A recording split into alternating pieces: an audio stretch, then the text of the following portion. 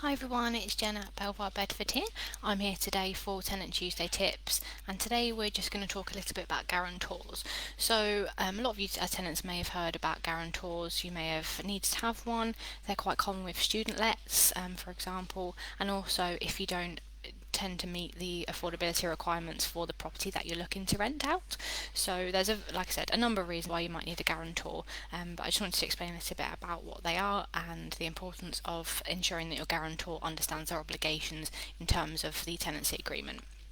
So, guarantor is essentially a person that will cover your rent if you don't. They also are often actually obligated to kind of cover other things in terms of the tenancy, but that would be in the agreement, and it would also depend on kind of the terms and conditions of your tenancy agreement. So, it might be damages, things like that. But, like I said, very important to check that before obviously you go ahead, obviously signing up with a guarantor. So, a guarantor can be a friend, a relative. Sometimes you get employers who are guarantors for their employees. It just depends on the circumstances and the situation. Like I said, it's very important that the guarantors understand their obligations in terms of the tenancy.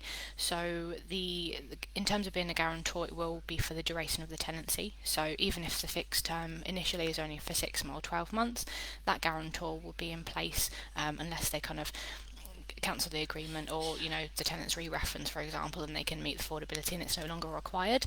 They will be that guarantor for the entire of the tenancy, whether that's for 2 years, 5 years or 10 years.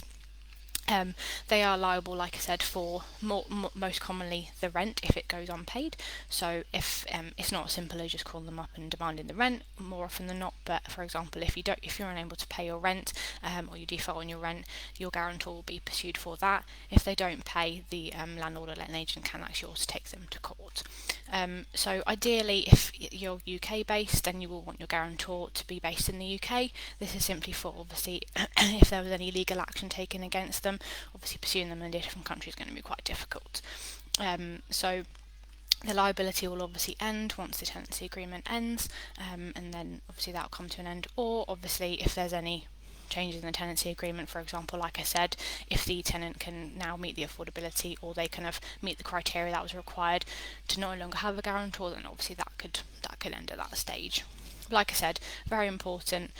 We often have tenants who say, yeah, I've got a guarantor, it's my mum or my dad, my uncle, brother, sister, but when it actually comes down to it, they don't actually understand their obligations. Like I said, it's very important to make sure the guarantor can also meet the affordability criteria.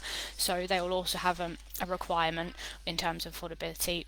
They'll more than likely also have to go through the referencing process. If you're not sure when you are signing up for a property, if you do think that you're going to need a guarantor, just double check that with the landlord or letting agent. They'll be able to more than likely tell you what the affordability criteria is for the guarantor. So that'll be helpful to know if you're approaching that person to ask if they're willing to be that person for you. They'll also, final point, more than likely be needing to sign an agreement, and this has to be in writing. So it's a legal requirement for the guarantee agreement to be in writing. So they'll have to sign that, obviously in line with the tenancy, and they'll also need to obviously see that tenancy agreement so they know what terms and conditions they're signing up to agreeing with.